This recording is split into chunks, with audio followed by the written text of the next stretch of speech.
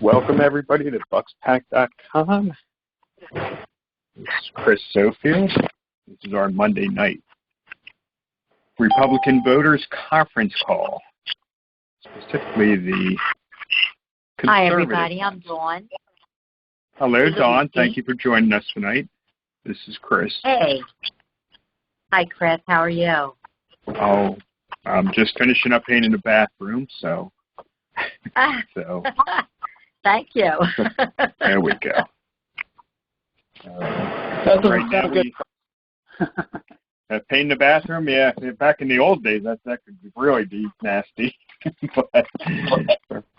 but today, it's just an old man chore. This is John. Hello, John. Hi, This John. is Chris from bucksPAC. Hello, Chris. And who's the lady? That is Dawn. Dawn. Dawn. Okay, nice to meet you. Nice meeting you, John. And that was John Rippers, correct? Right. Okay. Jim King. Good evening, Jim. This is Chris Sofield with bucksPAC. We'll be starting our meeting in a few moments. Letting everybody chime in for the next few minutes. Am I the only one that hears the chimes, or do other people hear those chimes as people come on board? I hear the chimes, too. Okay. I hear them. Wasn't sure about that. Okay. So we'll start in a few moments. Hopefully I'll find my notes. If not, I'll just have to wing it. I got notes from about 3 other projects I'm doing. I think I don't know, but one set of notes. Okay, so we'll be starting in a few moments. It's 7:03 right now. We normally start about 7:05 on the bucksPAC conference call for conservatives and Republicans and people that got fed up with the Republican Party and now are independents or Constitution Party or Libertarian Party, but they're all welcome.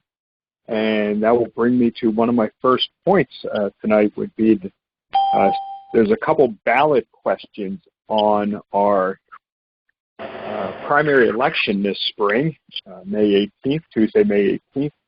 And if you got fed up with the Republican or Democrat Party, you can still go and vote in a primary election and vote for the ballot question. So it's very important that I don't think you gave up all your rights when you decided to change your registration.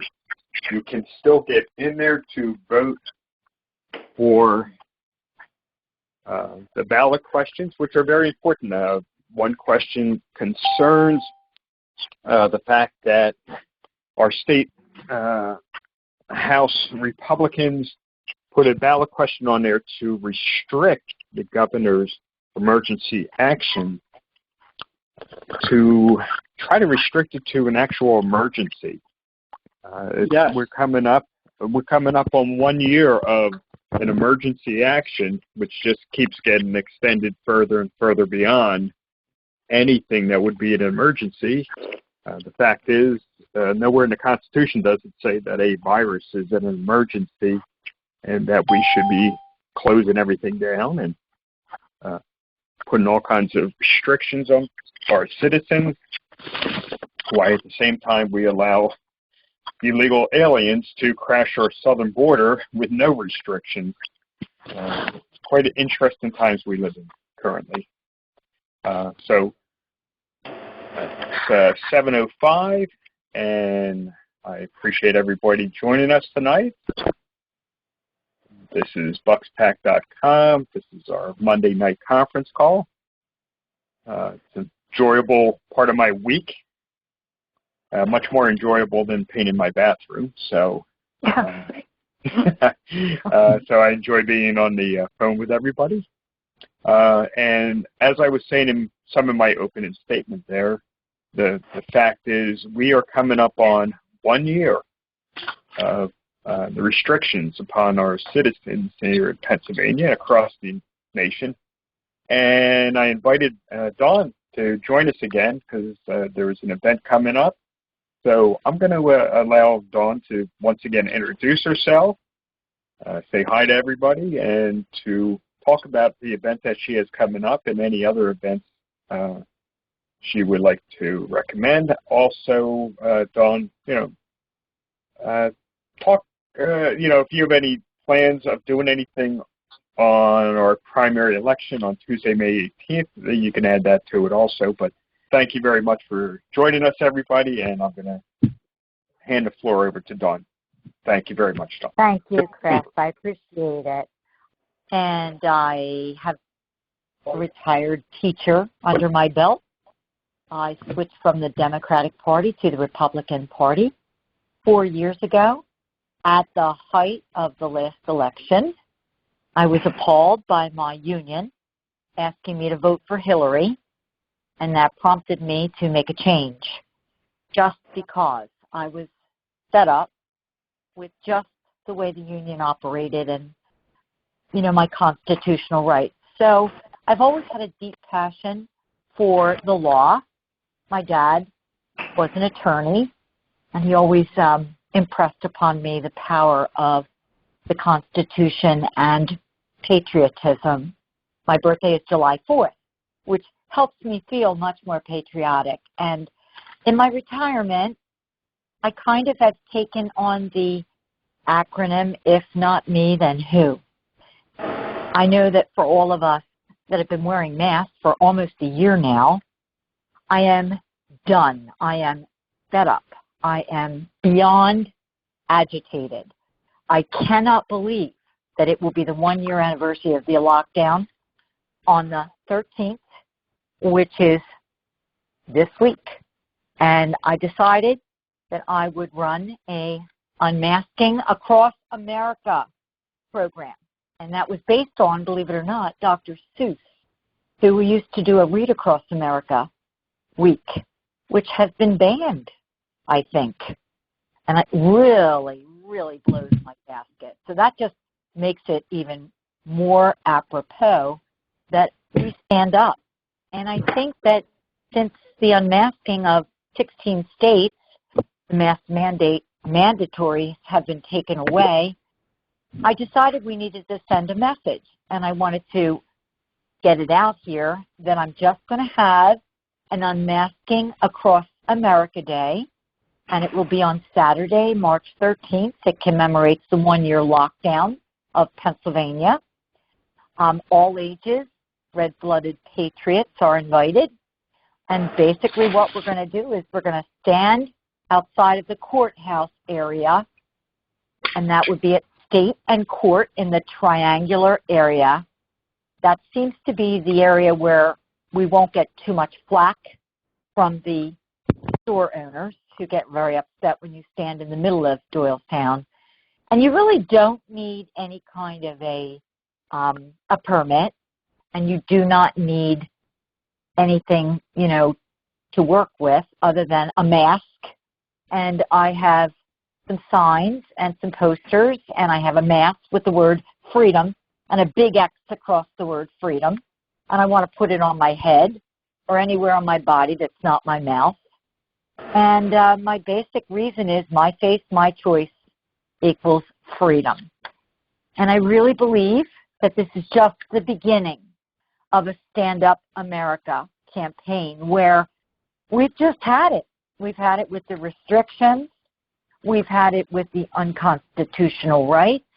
I've had it with putting a mask on in the stores or not, and then getting run out of the store and having to defend my position.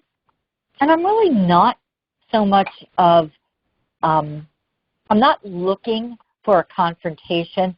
I'm not looking to be arrested. I'm not looking to walk in the stores or to stand in front of the GOP office or anything like that and make my presence known. I just want people to be aware. And so I have a friend. There was only one other person. I couldn't find a whole lot about. March is Burn Your Mask Month But there is one man in Idaho, Caldwell, Idaho. His name is Tom Munns, and you can find him on tommunns.com. And he has a website, and he's devoted to the Burn Your Mask program. And they just had a rally in 15 cities in Idaho this past Saturday. And they had almost 30,000 people in those 15 cities. That basically they took a container and they burned the masks. It wasn't an all-day affair. It was peaceful. I think they did have a few towns where the police came over. I don't want to go to the full barrel burning activity. I'm not that brave yet. But I just think this might be the beginning of a movement. It could be a spark. I know that in Europe they've had little small sparks that have been ignited all over Europe. And over the last couple of months, it's gotten bigger and bigger and bigger, which is kind of my goal. And this is just the first of many, hopefully, and maybe it'll extend to something bigger other than just the mask. And I'm hoping that it will catch on and that in particular people all over Pennsylvania will just stand up. I don't know whether we've had a whole lot of this. There is an unmasking website, UnmaskPA, and I have tried to put out my platform on Reopen Bucks, Right for Bucks, bucksPAC, UnmaskPA, and New Hope for Our Nation, which is on ban.us. And hopefully there'll be about 200, maybe 100 people on Saturday. A peaceful protest, nothing violent, very low-key. And that's kind of where I'm going with this. So far, it sounds like it'll work. I do have some legislators, people who are running. Amir Stark, who is running for Common Pleas Court. He is very interested. Paula Patrick, she is running for Supreme Court Judge of Pennsylvania. She's very interested. And Jennifer Hannigan, running for Proprietary. And let's see, they're all attorneys. Paula Van Blanc, she's running for Comptroller. So I have some people that are on board. I also have a radio talk show host named Ron Bushell, and he is on WWDB, and he has chosen to announce this on Friday, 8:60 a.m. at 12 noon, and he will be announcing this on his radio program. Other than that, I haven't gotten a lot of interest from the talk show hosts. I've written to many. I don't feel as though a lot of them are willing to, put me at the forefront of their show. But as we gather some people, it might gain momentum, and that is my hope. And that's really all. I just thank all of you for coming, and I really appreciate it, Chris, that you had me on to talk about this. Thanks a lot. Dawn, thank you so very much for joining us tonight. And yes, it's going to be a nice day. It's going to be in the mid-50s on Saturday. Chance of rain, and that's fine. But we're only talking about 1 hour. Dawn, I'm pretty sure you mentioned it, but I believe it starts at 2 o'clock on Saturday. 2 o'clock to about 3. Basically, yeah. I have some posters. I'm the old teacher. I put everything on a ruler with a cardboard backup, hold it up, put it on my head. And I also want to say I'm a member of the old 1970s bra-burning women's movement. And all we did was throw our bras into a barrel and burn them, and it basically symbolized the same thing, a freedom. Yes. So I think that's what kind of gave me the idea. So hopefully some people can join Dawn up there. I'll be out of town this weekend, so Dawn, unfortunately, I won't be able to join it, but I do enjoy events like that. I'm a people person. I love getting out to see people, but I'll be out of town this weekend. But please, everybody, feel free to give some support. Also, please pass it along so we can get some more people to join her. Power in numbers always helps. And you will be in, like you said, the triangle area in front of the old courthouse is where I believe you're going to be at, Dawn? Yes, and that's where we're not going to get thrown out. The other Correct. Shopkeepers in the center in front of Starbucks, if you're familiar with Doylestown, they don't like it, and they've had some people there that have been, harassed for being there. I've already called the police and told them, and they said no problem, as long as we're respectful and don't do anything that is against the law, which I told them absolutely not. So, nothing violent. That's very good, Dawn, and make sure you take photographs because nothing happens unless it's you got photographic evidence or video of it. So make sure you do that. Hopefully, Don Beisel will be able to drum up a little bit of support for you with his broadcast on Friday afternoon at noon on 8:60 a.m.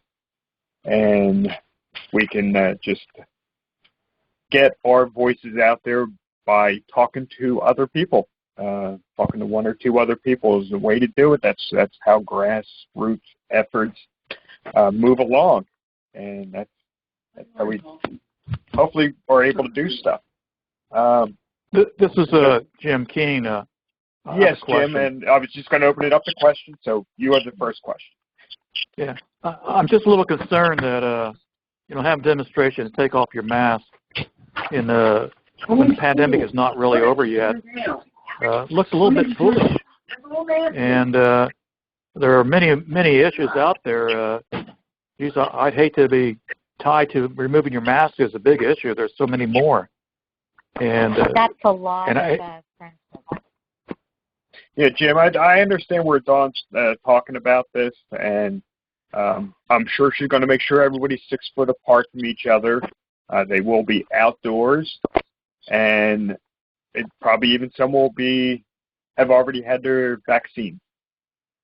So we're at the point where it's 1 year into a 2-week flatten the curve emergency action. So yes, there are viruses out there, and there's opportunities for super spreader event. I don't think this would be a super spreader event.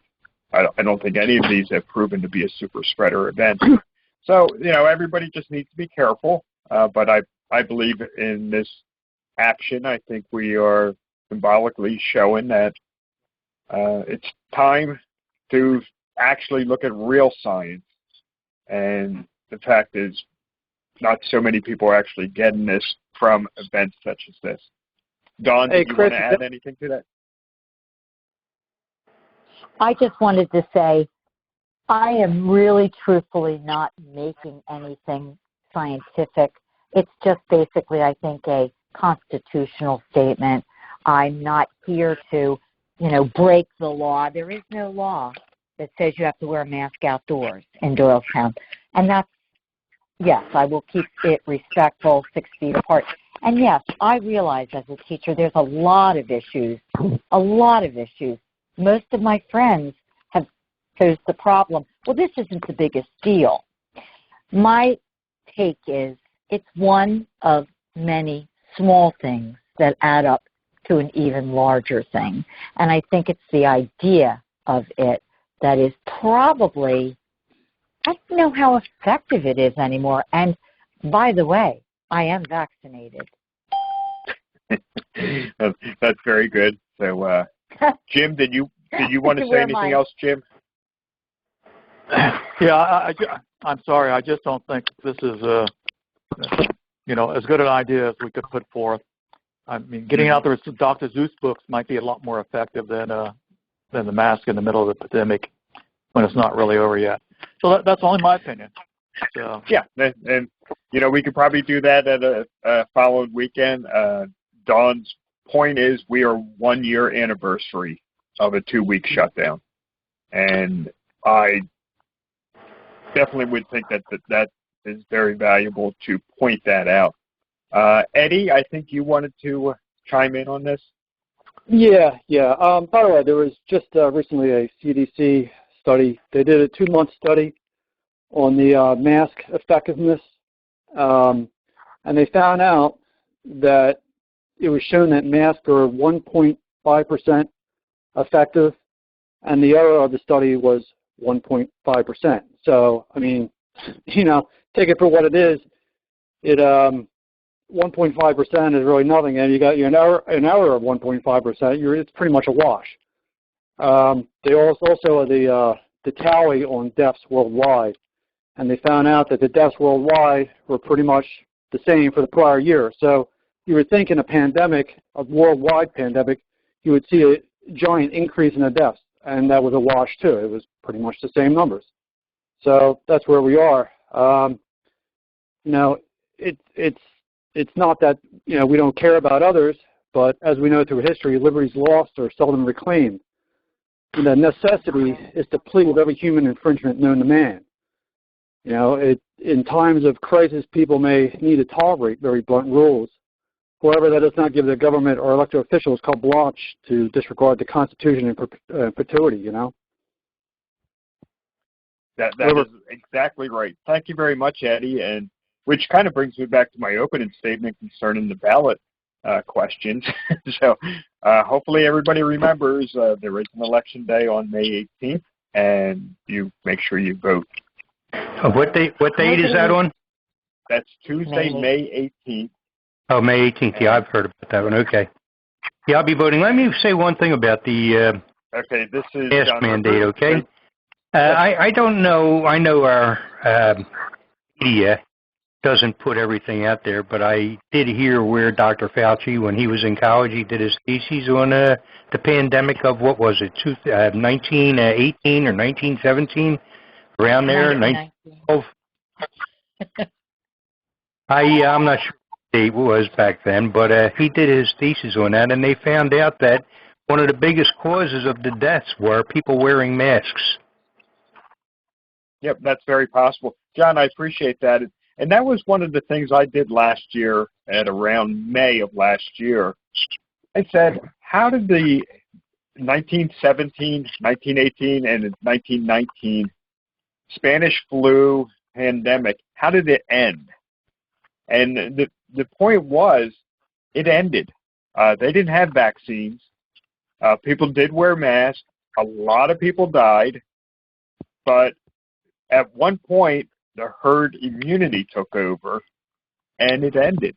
And we are getting to that point between, I guess, natural herd immunity, but also we do have the virus or vaccine to control the virus. So we are getting to that point, and I think a 1-year anniversary protest, it makes a lot of sense. So Donna, you organizing that.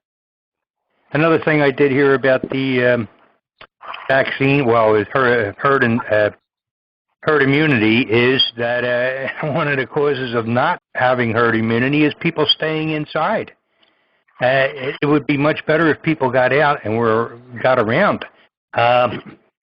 Another big thing that hasn't been too much broadcast was the testosterone levels and how males in the United States are losing testosterone, and they have done studies and seen how by the year 2045 that we're going to be coming very close to not being able to reproduce.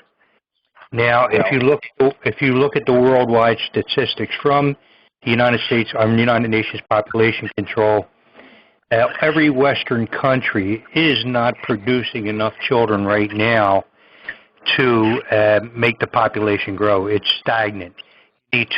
Women need to produce 2.1 average babies, and right now we're below that. The United States is right around 2.1, but every other Western country is below that. Some at it as even as low as 1.7%. But the only group of people who are reproducing are Muslims at 6.5%. Yep. Yes, and And that statistic is borne out worldwide, Japan, Western Europe. Yes, as people get more educated, they have less children, less farming communities.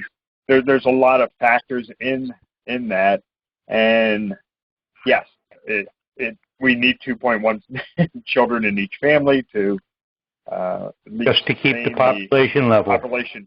Yeah, and Japan is a big factor in that because they do not have replacement and they do not have immigration laws, or they do have immigration laws which keep people out. They don't encourage immigration into their nation, and it has affected their monetary policies. They just don't have enough money to pay for all the retirees. So that is definitely an overall factor. John, one of the things that I feel is that the low T people are probably mostly Democrats, so we don't want them reproducing anyway. So we'll just leave it at that. Great. Well, they're aborting themselves anyway. Well, between aborting that and low T, yes, that would definitely be a problem. Well, not a problem. It's actually probably a good thing. So with that, it's almost 7:30, and I believe we've invited everybody to attend the rally if they wish to attend. Not everybody needs to attend, but hopefully you can support Dawn when it comes to that. Definitely a lot of people makes the showing that much more powerful. So if you're up in that area, please make an effort to swing by and safely protest between 2 and 3 o'clock on Saturday, March 13th. So please do that. Please make sure that you're supporting, the Republican candidates, good conservative candidates who are trying to get on the ballot. We're in the last weekend of collecting signatures to get people onto the ballots or onto the to get them onto the election for the primary, so that they can run and we have a fair election in our Republican primary. They put up a good candidate so they can run against the Democrats. So please support those candidates who are spending a lot of time, of their own personal time and money. Most of these candidates are up for row offices, up for school boards, up for those small little offices that nobody even thinks of that need to get filled, and nobody sends them big checks and big amount of money to run these campaigns, but they still have to put a lot of time and effort into these campaigns to win those seats, which really control our education and our county. School board is very important, and we can see from this year, this is a good year for Republicans to try to win some school board seats so we can change the indoctrination that has happened in schools, so we can actually have students who understand the Constitution, who understand civics, and who actually understand science instead of just using science to bash Republicans when they are hypocritical in their science beliefs. Hey, can I ask one question here, or two actually? Yes. Okay, John, feel free. Hello? Yeah, this is John Rippert speaking? Yes. Yeah, again. John, open up. Okay, have they been making any progress with the voting situation? Because I know just from my neighbors that a lot of people are really burned up about the voting process, and a lot of them said they're not voting anymore. Yes. John, I don't want to... Yeah, that's a very valid point, John. And yes, 25% of the people I hear just said, that's it, I'm never voting again. I just heard from somebody today who just said they went out of their way to make sure they were taken off the voter rolls. They never wanted to be bothered or contacted or vote again. I highly discourage that. I think it's the only thing I can... as a citizen to vote. The only thing I can say is if you do run into people like that, tell them that, hey, we lost a battle, but you don't end the war just because you lost one battle. That is correct. So in Pennsylvania, just to talk about that, and my 7:30 point here is concerning a case that happened down in Tennessee. But in Pennsylvania, please keep on calling your state representatives, and they are working to try to fix Act 77. We'll see if they'll be able to do anything. They would have to really do a hell of a job to be able to get Governor Wolf to sign anything at this point, because Governor Wolf and the Democrats have what they want, which is... Yeah, but it was the Republicans. 77 oh, yes. In 2019, the Republicans are the ones that wrote up that horrible bill. Yep. And the Democrats took advantage of it and rolled them. There's no doubt about it. That's why you need to call up your state representatives, especially if they're Republicans, to let them know. I have called up Megan Schroeder, and she said she didn't vote for that. I'm happy to hear it. Okay, then she should be the brave one who actually steps up with a new bill then. Yep. Hey, Chris, Eddie, there is hearings going on right now up the House. So hopefully something becomes of it. Yeah, my understanding is every Thursday there is a open hearing concerning election integrity. So we must encourage our state reps to join whichever state reps or state senators in Harrisburg who are actually sustaining the fight and, trying to make sure that the battle can be won again. In Tennessee, I'll just give a short little story here, but in Tennessee, in Davison County, which is Nashville, Tennessee, the Republican legislators backed a resolution that would dismiss and possible removal of one of the state Supreme Court members, because that person specifically changed the state in mail-in voting policies, as of course they were saying, to include a wider range of residents. The point is that these steps that these judges are doing are the ones that are corrupting the system. Just like here in Pennsylvania, our state Supreme Court changed various things on Act 77. So as bad as Act 77 was, the Democrats on the Pennsylvania Supreme Court were the ones who actually violated the Constitution even more than our state reps did by allowing mail-in ballots to show up until Friday after an election, for those same ballots not to have signatures on them, for those same ballots not to have postmarks, and somehow they were a mail-in ballot but not postmarked. So it was the state Supreme Court that we need to work on. And that's one of the elections we have going on this May 18th. And that is Paula Patrick. She is running for state Supreme Court. She is a fantastic candidate, and we all need to get behind her, because we need somebody from the east side of Pennsylvania. Hopefully she's from the east side of Pennsylvania. It always seems like our state Supreme Court are filled with everybody from Allegheny County. And they all seem to be, well, at one point they used to all be JFK Democrats, and we could live with that, but now there's no such thing as a JFK Democrat anymore. And yeah, well, he wouldn't be allowed in the Democrat Party.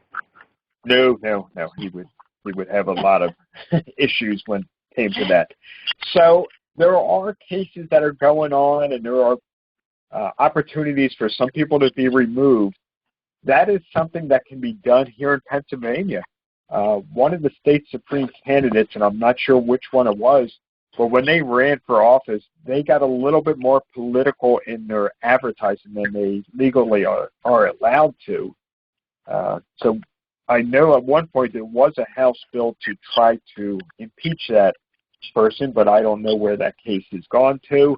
Hopefully I'll have a little bit more time to follow up on that and follow up on my state representative, which is Frank Ferry, So we'll just keep on calling up these people and try to get things back on track on a more conservative net and stop being progressive, stop being purple, stop being kowtowing to the Democrats when we control the state representative, the House in Harrisburg, and even the Senate in Harrisburg. These people need to step up and be a little bit stronger. There are a few good state reps, not in Bucks County, but a few good state reps statewide, and there's some good state senators statewide that we need to have our state reps team up and maybe learn some lessons from them. So those are my 2 points tonight, my 2 main points. But, you know, my one main point is my friend Dawn, to make sure you support her, and also to support any candidates, and also to support bucksPAC.com. This is a labor of love, but the labor of love also costs money. So we do thank people for making donations, but you know, each and every month we do get other expenses that come in, hosting the website, and other expenses of running bucksPAC. So, you know, please go on to our website and check out the new stuff we put on there. Everybody's always welcome to create your own events to keep the calendar as filled as possible. That is something that just started about a month ago, where we can have people put their own events onto that calendar so that other people will see it and possibly join you in those events. So, you know, with that, I'll open up the floor to any of our attendees tonight, and you know, any other points they would like to bring up. If you're going to speak, make sure you announce your name, you know, state your piece, and you know, say over, so that way people know they can answer you. So this is Chris, and that's my point. So over, and who's speaking up right now? Oh, hi, Chris. This is Fran. I wanted Hello, to Fran. Dawn, did you, Yes. a talk show host, did you call Chris DeGal? Oh, absolutely. I did call. Oh. I talked. No, I have no interest. The only one that even gave me a little tiny bit of interest was a radio talk show host, Bill Spadia in New Jersey. And I still couldn't get on. I have probably written and tried to get on even locals like Dom Giordano and all of that, WPHT. Yeah. Nobody, except I'm going to tell you how I met Don. On an event on Saturday night at Giuseppe's, which was the Southampton GOP, they had the following candidates. They had Paula Patrick for common Supreme Court judge. She's fantastic.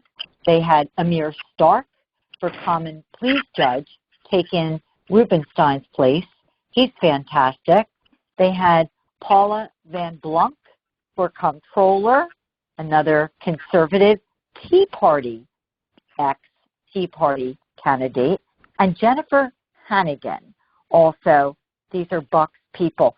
And by the way, Paula Patrick is from Philadelphia, and she's a Democrat transfer in the last 10 years. So she wasn't very popular in Philadelphia. And Don Bushell was there taking signatures for these people. And I got to speak with the candidates again. And I will tell you, they are trying really, really hard. And to the election issue, I have looked up pastate.gov, and they have 8 bills that are either in the House or in the Senate, introduced by varieties of different legislators and some of them senators, that have to do with election changes. So they're working on it. I don't know how far they are, but they're working on it. That's it. Over.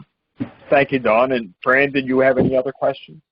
No, I just thought that maybe Chris DeGal, because I remember I had written to him about Andy Meehan, and interviewed him. And, yes, Chris DeGal and Fast Eddie, they're good people, and I'll put a call out to Chris DeGal's producer, Fast Eddie, and see if we can do anything. But yes, he was very good about getting Andy Meehan on the radio. Dom Giordano doesn't get involved in primaries anymore, but Dawn, your event is a different event entirely. Yeah. So, but Dom Giordano's gotten a little bit more Entertainment Tonight or something, you know. He's not as political as he used to be. Chris DeGal still is very political and has very good guests on. So I'll see what I can do about Thank you. You know, helping out a little bit. Mentioning Chris DeGal, he was saying, I would like to see how it's written, the two things that we'll be voting on the 18th. And he said, it's, you know, they usually write it in some way that you're like totally confused if you should vote yes or no. And he said, just remember, yes on the two of them. I know that one of them is to rein in Wolf's emergency power, but I have to look and see if there's any place where I could read it, just to, you know, see what the language is over. Yeah, if you're on Facebook, it's posted in a couple places. It's on bucksPAC on Facebook, and it's on Pennsylvania 1st Congressional District. Pennsylvania 1st Congressional District. It's posted as, there we go, for the freedom. So let's see. You have the power to end Governor Wolf's shutdowns. There are two critical questions on the primary ballot this year. So during primary elections, registered independents can also vote that day, but only on the ballot questions. Vote yes to both ballot questions. And the first question is, shall the Pennsylvania Constitution be amended to change existing law and increase the power of the General Assembly to terminate or extend a disaster emergency declaration? And that's what Governor Wolf's been doing. He's been, you know, whether it's every 21 days or every 90 days, he's been just coming out saying, oh, it's still an emergency and we need to extend this emergency declaration.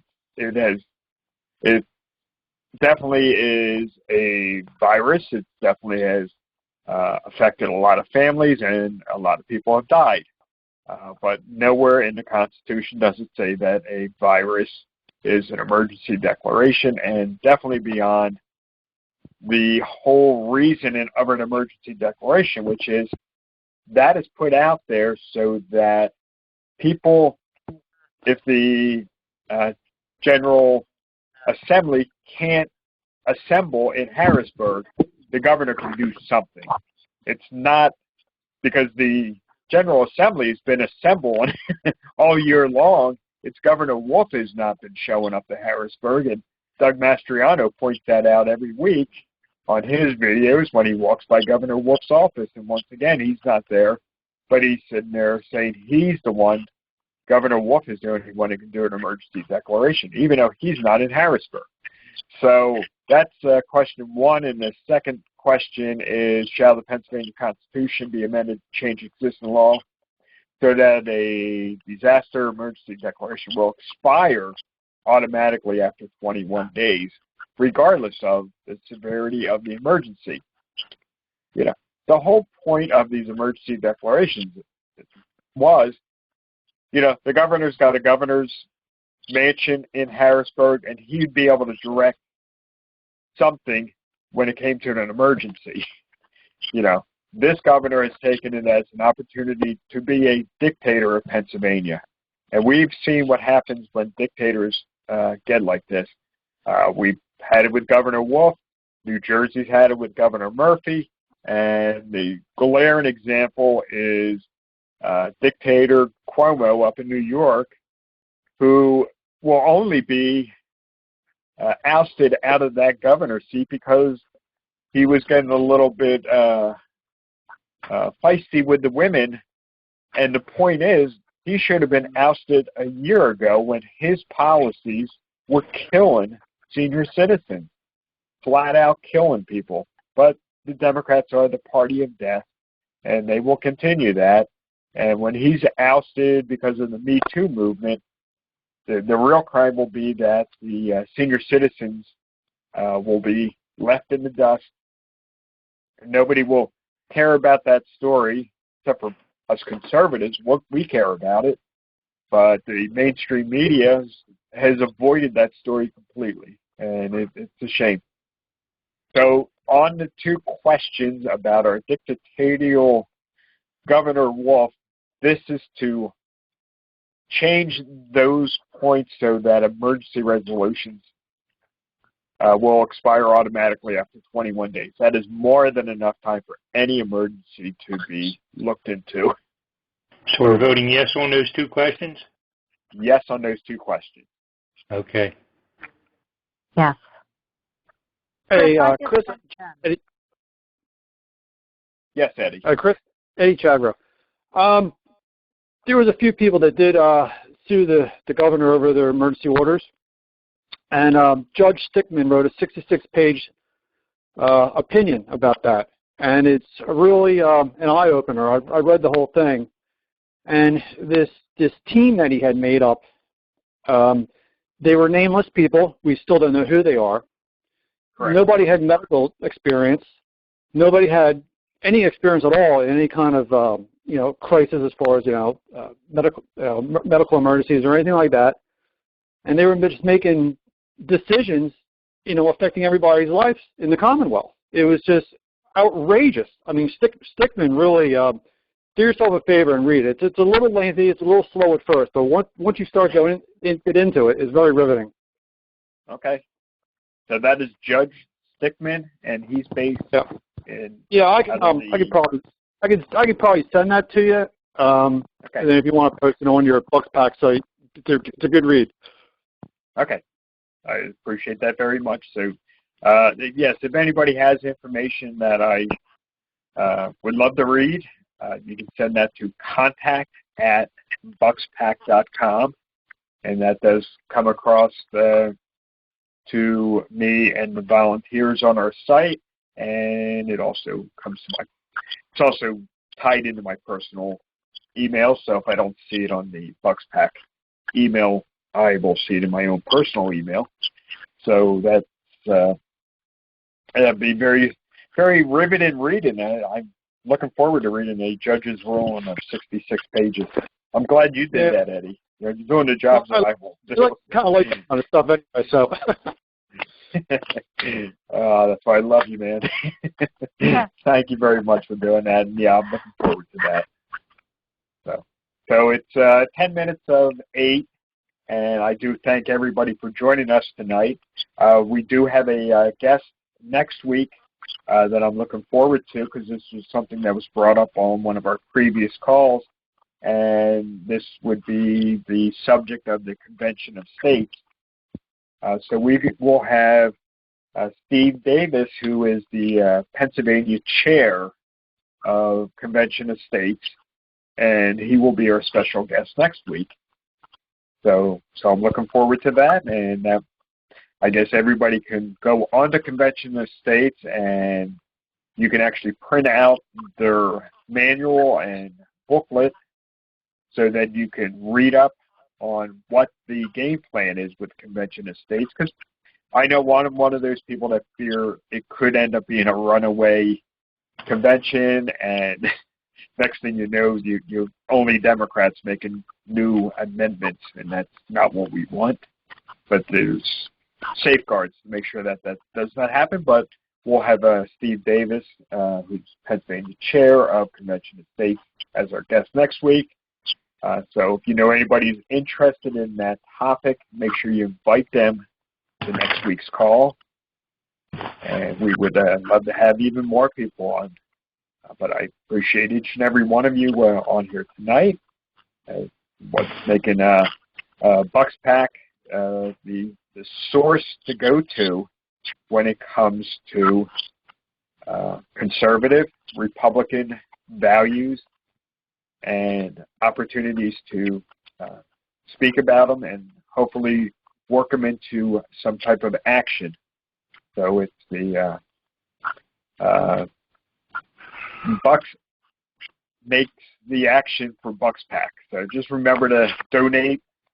Appreciate that very much. I know a good amount of you on this call have donated, so thank you very much for making us a source that can continue. As I think it was John earlier who said that, you know, some of these battles we've lost, but the war does continue and the fight continues. And I think we're headed the right way, and we're looking forward to some school board victories here in 2021. Some judgeships would be great. And 2022 nationwide, I believe we should see a lot more Republicans, to the point where I think we would even take over the House of Representatives if it's still there, if Nancy Pelosi hasn't completely dissolved our Constitution by that time.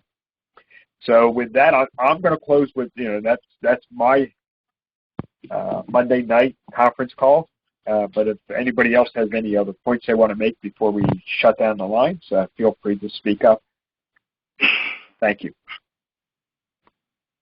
You're welcome. Thank you. I guess nobody wants to speak up, so thank you very much for joining us, and please invite more friends so we can have a bigger attendees and audience to these calls. Thank you very much, Dawn, for you being on here tonight. Thank you. And hopefully people will invite more people out there. Each and every one, I appreciate you very much. I just sent you a lot of stuff, Chris, that you were talking about tonight. I also sent you a rally that is going to be in front of, but the problem is I can't send it from my iPad.